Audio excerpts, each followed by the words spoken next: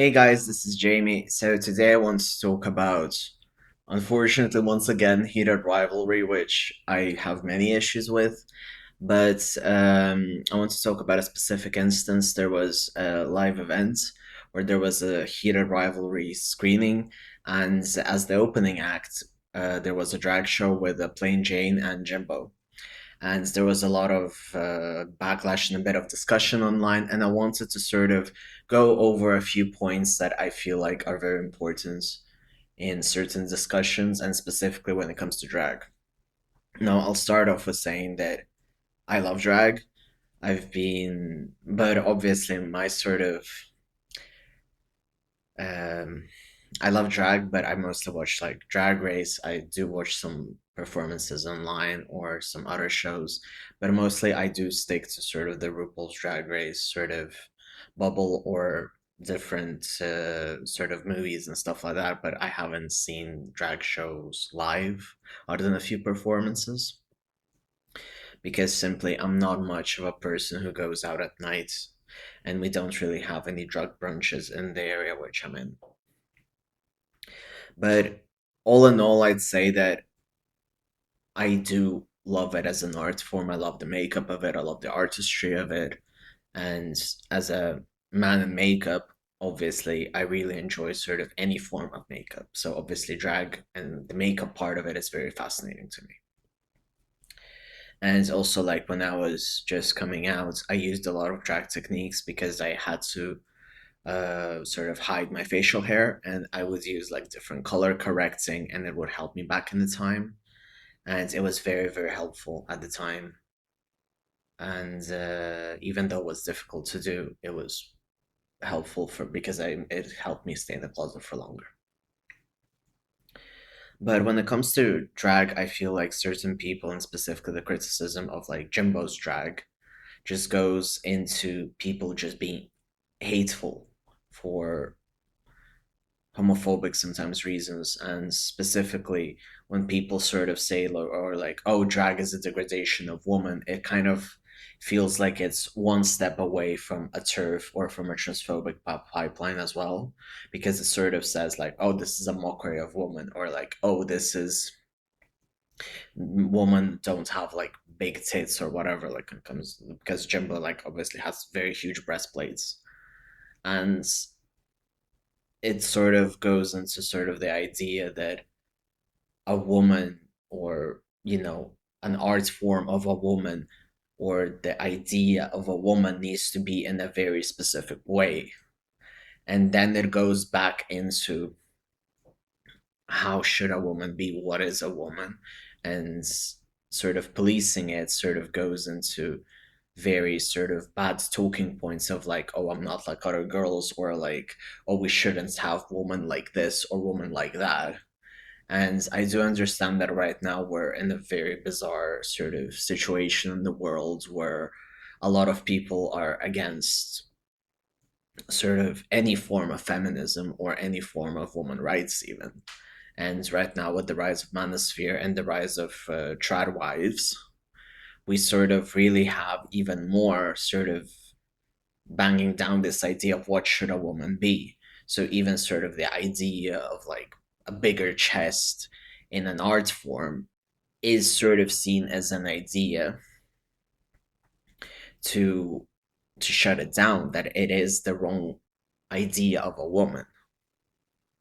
And that's the problem of it, because then that also goes into what is a woman, how should a woman be represented, what is wrong to represent a woman, what is right to represent a woman. And I feel like we already have the right sort of breathing down on everyone's necks with sort of like the trad life lifestyle. What is a proper family? What is a proper couple? What is a proper relationship? And sort of putting that into restrictions of drag just a bit removes the art form a bit, because it is a sort of a freedom of expression. It is a freedom to show what do you want to say about it. It is a political movement. It is an art form. It is a queer movement. When cis women specifically speak out on what is wrong about drag, which does also include trans women, non-binary people, and people of different genders, it is problematic because they're limiting sort of what do they think should be a limitation of everything else. And then the problem is that one one demographic shouldn't be restricting others from expressing themselves. But I do have to say that obviously my issue with the whole thing is that you have women being against the fact that, or they received lukewarm, like Plain Jane and Jimbo because they didn't like drag. But at the same time, they were sitting there watching a show which fetishizes gay men. And I already spoke about this in much more length, but I do have massive issues with heated rivalry. I have issues with the fact that these are women, and many people spoke out very, very well. These are women that do not engage with the queer culture. So they have no other touching points with the queer culture or gay men at all, other than watching a show which just fetishizes gay men. So it is a fetishization. It's just like straight men who just watch lesbian porn, and that is the only touching point they have when it comes to queer culture. And it's not even like queer culture, it's just like porn. But for some reason, just because um, women obviously have their issues, they are allowed to be fetishistic of other people, and that is not the case. That should not be the case, but that is the case, unfortunately. And people think that just because women are fetishized, they're free to fetishize someone else. And I feel like specifically in this day and age, when we are having a lot of homophobia, a lot of transphobia, a lot of policing, this is not okay to have. But obviously, no matter how much I complain about heated rivalry being just a fetish show for other people, I just land on deaf ears. And it is frustrating that no matter what I say, it just won't land because you still have gays, you still have bisexual people as well, men and women and non-binary people, which are like, oh, but there's nothing wrong with like, liking the show. It was made, it had like one gay dude in the cat in the sets. I think like the director was, but the screenwriter wasn't. So like one gay person on the set, so it's like, yeah, it's gay representation. No, it's not. This book was written by a woman who fetishized, and this is made for straight women to read and fetishize. So this is not okay. And like, if you want to keep it behind closed doors, keep it behind closed doors, but don't keep it in sort of for everyone to see in the way that this is the only representation we're getting. Because before we had other shows, and like I'm specifically like very upset, like with I just watched like the finale of Euphoria, and I remember when it just came out, and I was like, wow, this is great trans representation. We have like a trans actress, Hunter Schafer, and she's also like queer, so she's in this lesbian relationship with Rue, and then they also explore her bisexuality, and it was great. It was great representation at the time, and now we're back to having some straight dudes be absolutely bombarded by straight woman who wants them to be in a relationship which are parasocial with the actors, and it doesn't matter because people just obsess over it, and women obsess over it without understanding all the sort of queer nuance.